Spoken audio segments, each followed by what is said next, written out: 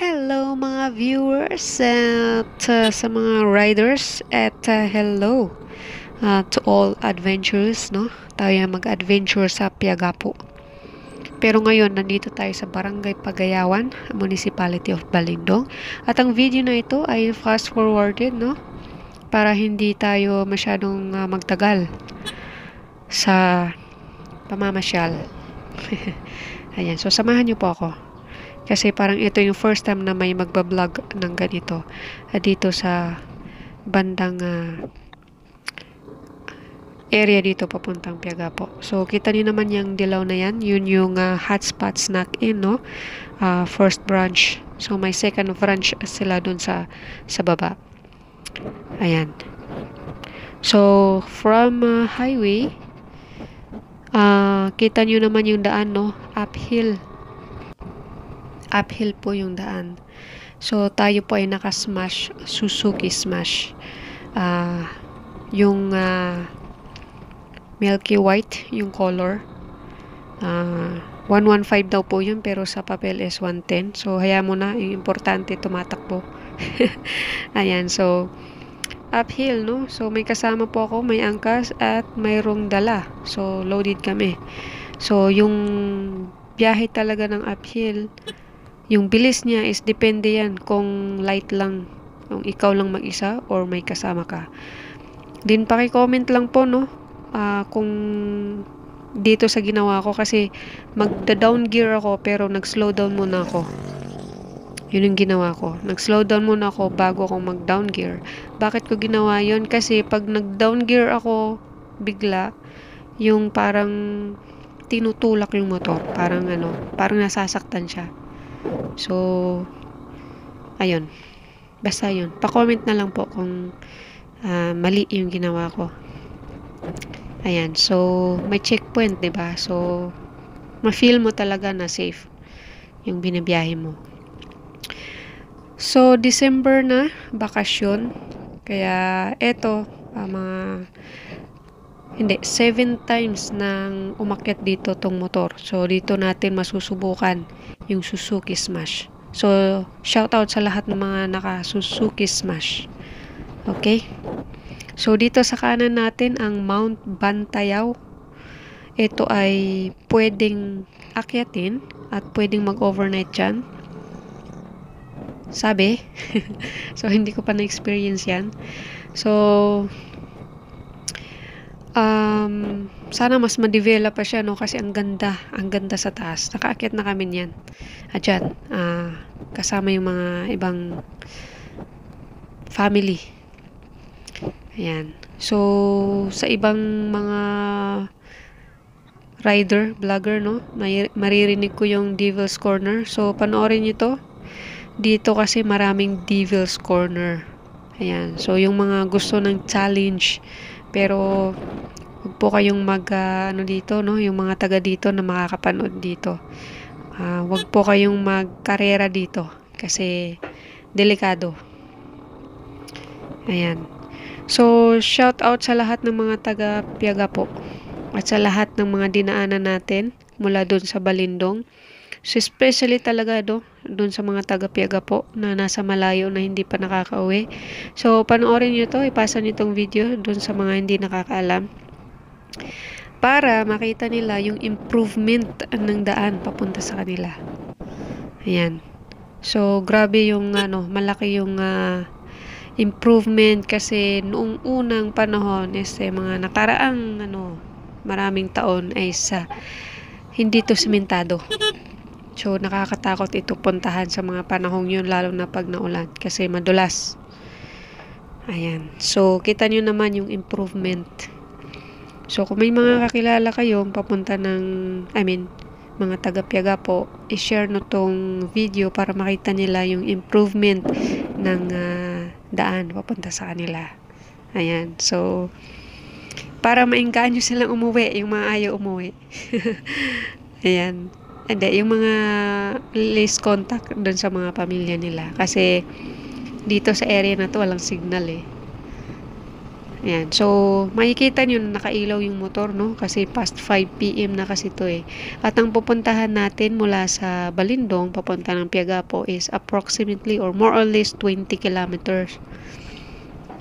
So, yun ay aabot ng mga 45 minutes bago kami makarating doon. So, siyempre, grocery dala namin. Tsaka, nakaangkas yung tita ko. Ayan. Tapos, yung bata na pinagbabakasyon namin is nauna na doon. Bali, binalikan lang namin siya. Ayan. So, yun yung time na nakakapunta kami. Pero itong motor na to na gamit ko is siguro mga nasa 11 times na siyang umakyat dito. So, kung plano yung bumili ng Smash, Suzuki Smash. So, panoorin nyo to para makita nyo yung performance niya. Na hindi lang siya pang palengke or pang work. Kasi pwede din siyang pang adventure. 'Di ba? So, all in. Kasi yung mga ibang motor na ginagamit sa bundok or dun sa mga is parang hindi siya bagay sa opisina or sa work. Ganon. Wala lang. Sabi ko lang. So, nakita nyo naman, nagfa-fogs. Bali, kung malamig ang Bagyo, kung malamig sa Baguio, so, malamig din dito. So, kita nyo naman yung area, sa barangay ng Gakap. Paki-comment na lang kung mali yung mga nilalagay kong barangay. Kasi, nagtanong lang ako dun sa tita ko. So, baka magkamali din siya. Kasi hindi naman kasi kami pumupunta dito. Habang nandito ako sa Mindanao, yung pwede natin pupuntahan natin. Kasi pag napadpad na naman ako sa Visayas or Luzon, wala na. Iba naman. So, since yung mga taga Maynila, yung ibang mga taga Maynila is siguro curious. Kasi yung iba dyan natatakot pag narinig nila yung Mindanao. So, tignan nyo yung ganda at yun, yung ganda ng Mindanao sa ibang part, So, Lanao del Sur po tayo. So, kita nyo naman, sa camera, medyo okay yung tingin natin sa daan. Pero ako na nagdadrive, actually madilim. So, hindi yan ganun kasing liwanag ng nakikita nyo dito sa video. Mangyari lang na anong tawag dito? Medyo kabisado ko na yung daan kasi nga, sabi ko, ilang beses na umakyat dito tong motor. Na-drive na to ng brother ko dito. So, kung nakikita nyo na medyo maliwanag, sa paningin ko nang nag-drive, medyo madilim. Kaya para sa mga rider dyan na pumupunta sa area na mayroong fogs, huwag po kayo magpabilis ng takbo. Kasi hindi nyo alam kung ano yung kasunod na gaya na ito, kurbada, baka dumiretso ka. So, kung hindi mo kabisado yung daan, kailangan mag-slow down. So, yung takbo namin dito is 30-40 sa downhill. Ganon din sa uphill.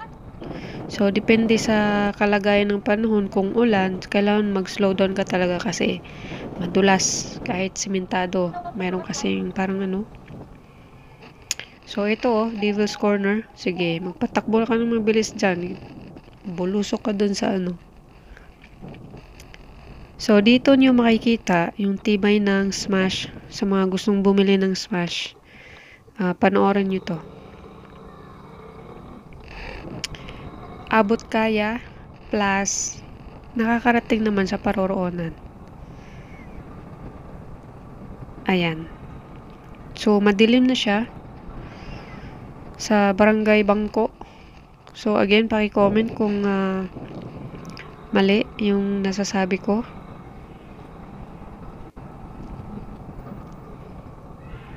So, yun nga ulitin ko, may mga nakasama ako sa Maynila before na worried, no? Tatakot sila sa Mindanao. So, another checkpoint, military checkpoint. So, sa paulit-ulit na pag-drive ko, no? Sa loob lang ng December,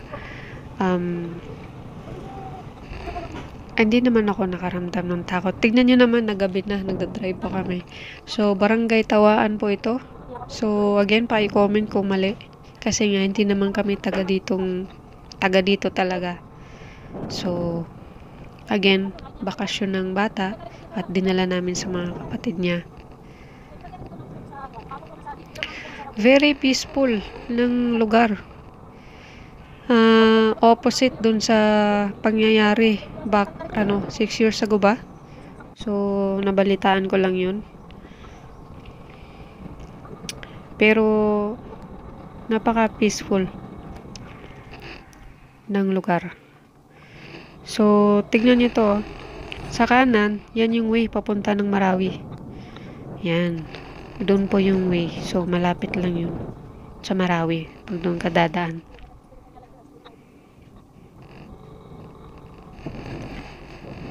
So, naisipan kong i-vlog to para naman makita nyo, no? Yung ibang part ng Mindanao. So, nandito tayo sa Radapan. Barangay ng Radapan. So, again, paki-comment na lang po kung mali yung mga nasasabi ko. Anong barangay ba yan?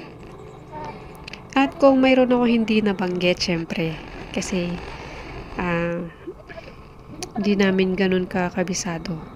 Kahit ako, nagtanong lang ako, no, kung ano ba yung barangay na yun.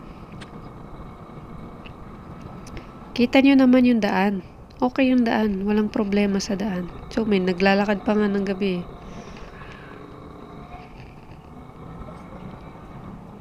Ayan. So, ang kagandahan dito sa area na to, dito sa Radapan, no, mayroon silang street light na nagpapatulong sa liwanag sa daan. So, siguro, baka hanggang dun na yan sa pinaka magkaroon yan lahat. Kasi tingnan nyo naman, no, ang ganda. Street light. So, kung magva-vlog ako ng ang kuha ko is daylight, hindi natin mapapansin yung street light na yan. So, buti na lang madilim, no? Para dun sa mga taga ditong uuwi, hindi sila mag-worried sa pagbiyahe ng gabi. Kasi nga, maliwanag naman.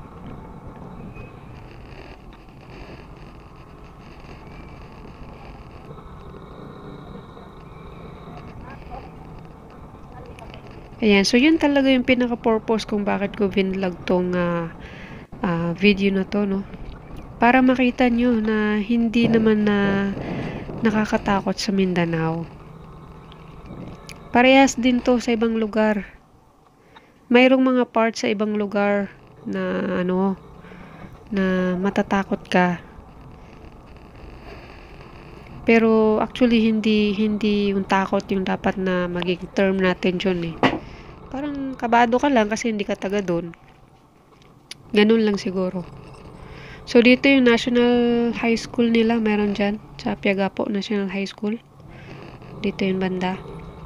Sa Radapan. Dami nilang hump, Ang dami nilang hump dito.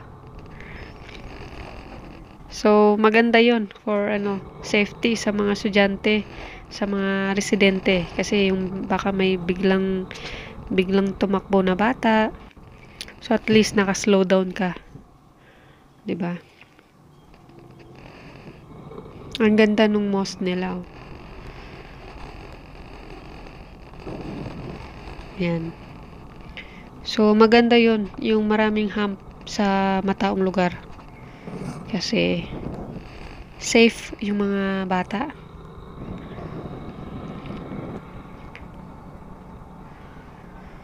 So, pag mabahay kasi, kailangan sa mga rider din, no? Kailangan nag-iingat tayo. Kasi mayroong biglang tumatawid, hindi man tao, pwedeng hayop na pwedeng magpa-disgrasya sa atin, syempre.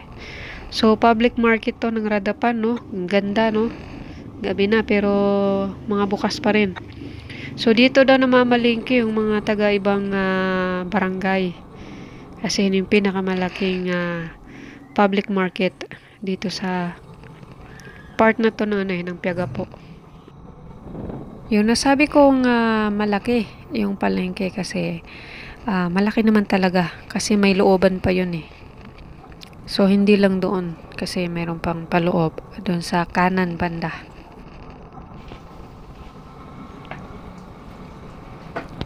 Ayan, so andito tayo banda sa Barangay Ulango. So, again, paki-comment kung mali ako. Ayan, so mga tahimik lang po ang mga tao dito. Ayan, so pagbaguhan ka at bago ka nilang nakita, kahit saang lugar ka pumunta, mapapatingin sa iyo yung tao, 'di ba? Kahit ikaw nga may bago sa inyo, mapapatingin ka. So nandito na tayo sa part na kung saan talagang mafi-feel mo yung adventure, no, sa pagpunta ng Piagapo. So again, shout out sa mga taga Piagapo kasi ito na tinatahak na natin yung sa bridge banda. Hindi po yung dinaanan natin na yun. Yan, so isang magandang balita itong kasunod nating motor, no? Kasi dagdag liwanag kasi naka LED light siya. Ayan. Itong kasunod natin. So, kita nyo yung bundok. Medyo naaninag nyo yung bundok. Diyan tayo aakyat.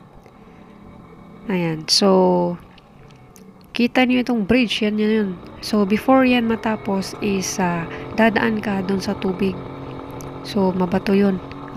Doon talaga yung daan ng mga sasakyan. So, kung mataas yung tubig is hindi sila makadaan. At nung lupa pa yan, wala pang semento, delikado dumaan dito. Mga expert lang, mga taga dito na driver yung talagang mapagkakatiwalaan na dumaan dito. Ayan, so kita nyo, itong tinatahak natin is malapit na sa bangin. So, mabangin na itong one lane to. So, itong sa kaliwa is bangin, tapos itong sa kanan is yung bundok, no? So, ang sense ko dito na extension para sa road widening nitong area na to is titibagin nila yung bundok. Ayan yung nasisense ko based doon sa nakita ko sa mga before maputol yung 2 lanes. Ayan, so far, okay pa rin kasi simentado. O, diba? So, dahil liko-liko siya, so may mga blind curves. So, gagawin mo lang dito na na-observe ko na ginagawa nila is kailangan mong bubusina ka bago ka pagka parating ka na doon sa kurbada para ma-aware yung makakasalubong mo. So, ganun din yung ginagawa nung makakasalubong mo, bumubusina din siya. Para nga aware na mayroong dadaan ng sasakyan. Lalo na dun sa mga sobrang devil's corner kung tawagin nila. Ayan. So, yun. Itong video na to is dito ko lang tatapusin, no? Itong area na to is Bago-Ingad. Yan. So, mga taga dito, shoutout sa inyong lahat at sa lahat ng mga taga Piagapo, no? Abangan nyo yung second video ko na solo ride ko pababa galing dito sa pinuntahan namin na Bago-Ingad. Ayan, so hi sa inyong lahat. Mababait po yung mga tao dito. Ayan, so sana malis na yung takot nyo sa Mindanao, yung mga hindi taga Mindanao. Sana malis yung takot nyo, makita nyo yung ganda ng ibang part dito sa Mindanao. Ayan. So, thank you sa panonood. Sa mga bago pa-subscribe po at saka pa-share po ng video para ma-aware yung lahat, no, na okay naman dito sa Mindanao.